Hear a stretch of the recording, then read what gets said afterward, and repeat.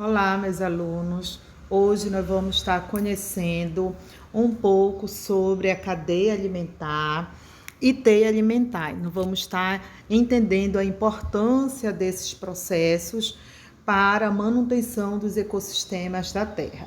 Então, vamos dar início ao nosso assunto de hoje. O que é vencer, uma cadeia alimentar e o que vencer uma teia alimentar?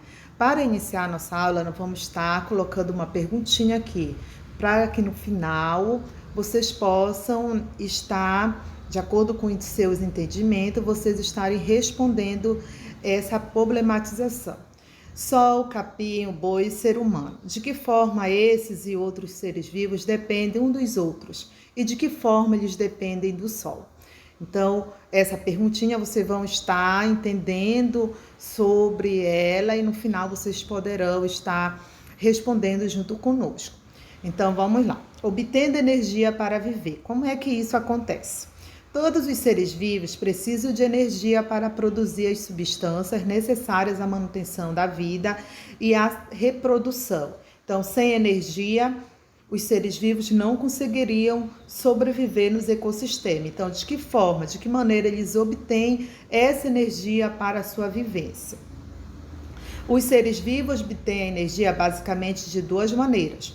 Os clorofilados, através da energia do sol, e os não clorofilados, a partir do consumo dos clorofilados.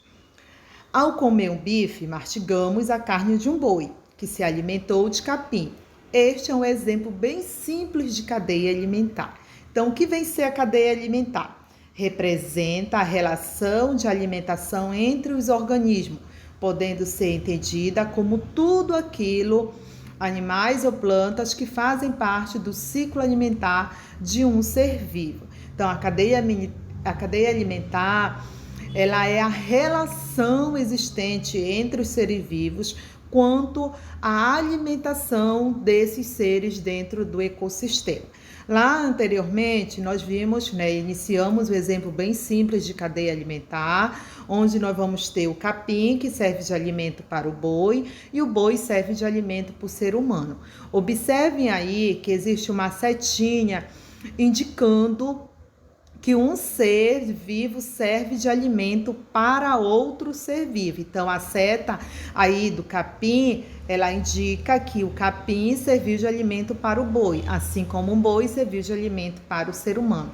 Toda vez que nós formos representar uma cadeia alimentar, nós sempre temos que utilizar o nome desse ser que participa da cadeia e direcioná-lo através de uma seta que vai indicar o ser vivo que serviu de alimento para o outro ser vivo. Ou aqui nós temos a representação, através de imagem, o capim que serviu de alimento para o boi e o boi que serviu de alimento para. Então, como vocês observaram aí na imagem, o capim serve de alimento para o boi serve de alimento para o ser humano. E a setinha indicando que um ser vivo serve de alimento para o outro.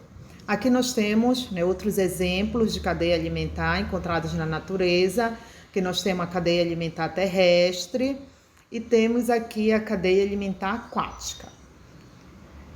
Cadeia alimentar. Podemos observar, a partir das três cadeias anteriores, que os organismos conseguem alimento comendo um ser vivo, comendo outro ser vivo, menos as plantas e águas que ficam no início das cadeias. Então, como as plantas e as águas se alimentam? As plantas e as algas não se alimentam de outros seres vivos. Elas são capazes de produzir várias substâncias que vão formar seu corpo e fazê-las crescer. Para isso, ela realiza uma transformação química chamada fotossíntese. A partir da fotossíntese, as plantas retiram água e sais minerais do solo e pelas raízes. Entendendo esse processo através da imagem, a fotossíntese é o processo pelo qual a planta produz seu próprio alimento, utilizando a energia da luz do sol, a água e o gás carbônico. Essas substâncias elas reagem nas folhas das plantas, que apresentam uma substância chamada de clorofila, e essa reação química vai produzir a glicose, que é o alimento da planta, e o gás oxigênio, que vai ser transferido à atmosfera, onde é a substância que vai ser usada para a respiração dos demais seres vivos e para a respiração da própria planta. A fotossíntese ela ocorre somente durante o dia. Por quê? Porque ela só ocorre na presença da luz do sol. Já a respiração ela é um processo que acontece tanto de dia quanto à noite. Então, as plantas e as algas, elas produzem seu próprio alimento através deste processo de fotossíntese que vocês estão observando, que é uma reação química que acontece nas folhas dessas plantas. Então, elas são o início, a base da cadeia alimentar. Por quê? Porque elas não precisam se alimentar de outro ser vivo. Elas produzem o seu próprio alimento através dessas substâncias retiradas da natureza, diferente dos demais seres vivos. Então, dependendo da posição em que ocupam na cadeia alimentar, os organismos podem ser classificados em produtores, que são aqueles capazes de produzir o próprio alimento, também chamados de seres autotrófos, seja por meio da fotossíntese ou da quimiossíntese. Então, o primeiro componente da cadeia alimentar são quem? As plantas e as algas. Elas são classificadas dentro da cadeia alimentar como seres produtores.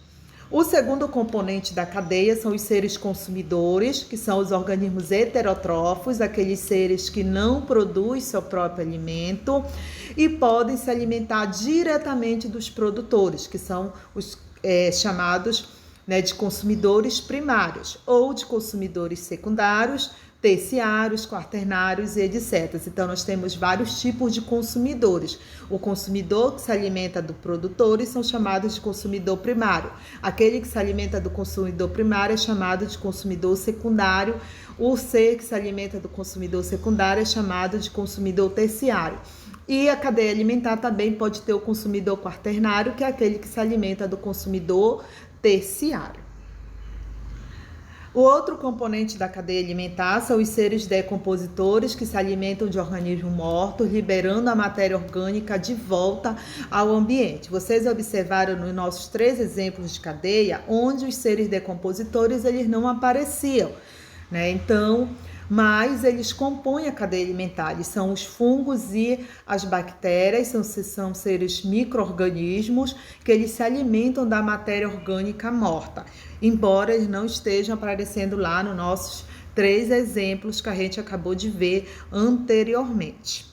Na prática, agora a gente vai para a prática, né? Nós vamos ter como exemplo aqui novamente o capim, o boi e o homem. E na prática nós temos o seguinte: o capim é o produtor, o boi o consumidor primário e o homem o consumidor secundário.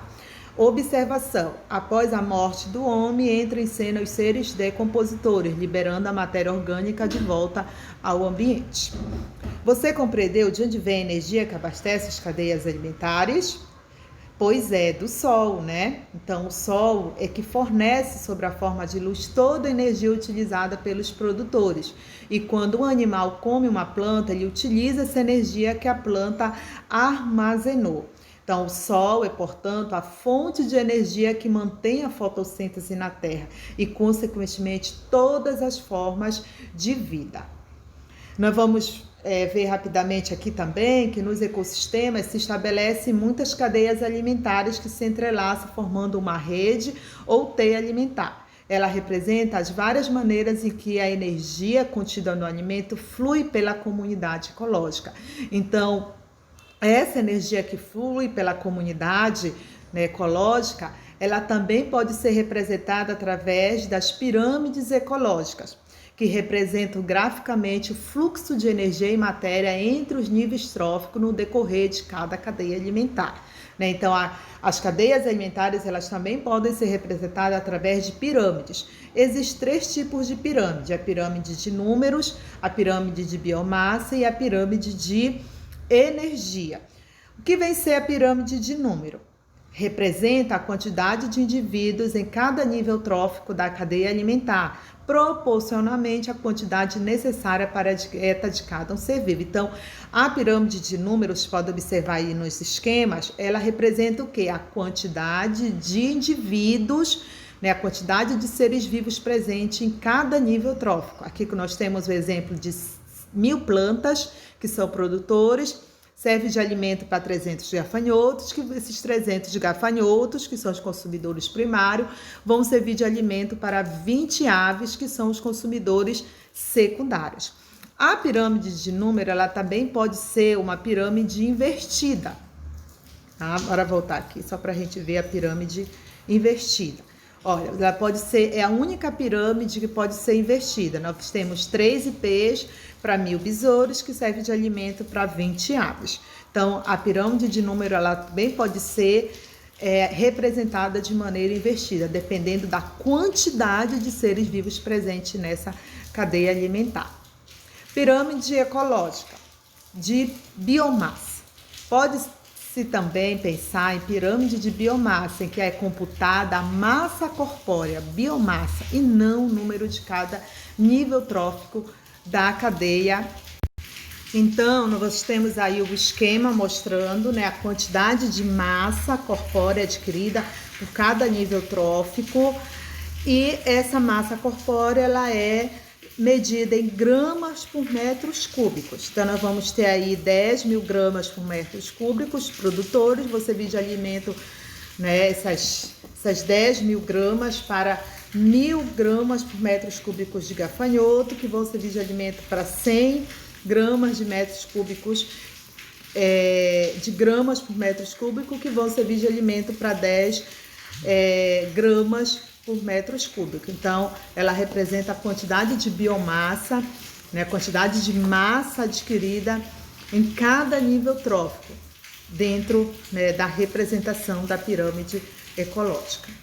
E a pirâmide de energia, né, o retângulo que representa a quantidade de energia que transita dos produtores para os consumidores de primeira ordem, é maior do que aquele que representa a energia que transita deste para os consumidores de segunda ordem, e assim por diante.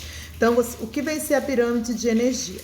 Ela vai representar a quantidade de energia adquirida em cada nível trófico, sendo que essa energia, vocês podem observar que ela vai sempre ser menor, ou seja, ela vai diminuindo ao longo da cadeia alimentar. Por quê? Porque nós perdemos energia, os seres vivos eles perdem energia através da respiração, da transpiração. Então, sempre a quantidade de energia adquirida de um nível trófico para outro, ela vai ser sempre menor. Tá? Então, ocorre de um nível trófico para outro, ocorre o quê? A perda de energia.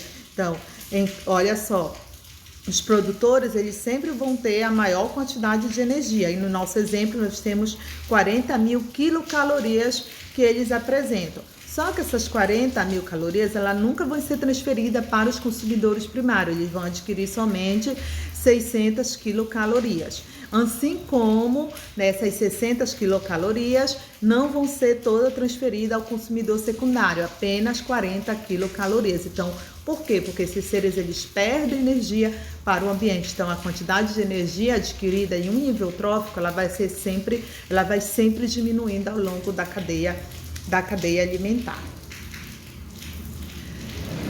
Teia alimentar. A teia alimentar, ela mostra relações alimentares entre os organismos de um dado ecossistema, mas não de forma unidirecional, como nós observamos nas cadeias alimentares. As teias são formadas por várias cadeias alimentares que se cruzam, demonstrando assim que um dado organismo pode ter diferentes hábitos alimentares e, consequentemente, ocupar mais de um nível trófico em ecossistema. Na teia alimentar, o mesmo organismo enquadra-se em diferentes níveis tróficos. Vocês podem observar aqui no esquema de uma teia alimentar, né, onde nós vamos ter o conjunto de várias cadeias alimentares entrelaçadas. Por quê? Porque os seres vivos não têm uma única alimentação, eles se alimentam de diferentes tipos de seres vivos. Isso significa o quê? Que um ser vivo ele pode, dentro da cadeia alimentar, ser um consumidor primário, ser um consumidor secundário, ser um consumidor terciário, ou seja, um ser vivo ele nunca pode ocupar só o mesmo nível dentro da cadeia alimentar. Os consumidores, já os produtores não, eles sempre vão ser produtores, assim como os decompositores. Mas os consumidores, eles podem né, representar diferentes níveis tróficos, né? Por exemplo, o gavião, ele pode ser um consumidor secundário, ele pode ser um consumidor terciário, ele pode ser um consumidor quaternário, devido eles apresentarem essa alimentação diferenciada. Voltando ao início, né, do nosso assunto. E agora, será que você consegue responder os questionamentos propostos no início da aula? Vocês lembram qual era a pergunta? Não? Então vamos lá. Qual era a pergunta novamente? Sol, capim, boi e ser humano. De que forma esses e outros seres vivos dependem dos outros? E de que forma eles dependem do sol? Concluindo, né, respondendo a pergunta, após esse estudo, esperamos que você consiga compreender que esses e outros seres vivos estão ligados pela cadeia alimentar, que é formada pelos produtores, representados pelas algas e pelas plantas, consumidores que se alimentam dos produtores e de outros consumidores, e decompositores, bactérias e fungos que transformam a matéria orgânica em substâncias minerais que serão assimilados pelos produtores. Concluindo, a produção de alimento pelas plantas depende da energia do sol. Por isso, todos os seres vivos, direta ou indiretamente, também dependem dele. Espero que vocês tenham entendido o nosso assunto de hoje, cadeia alimentar e teia alimentar, e até a próxima aula.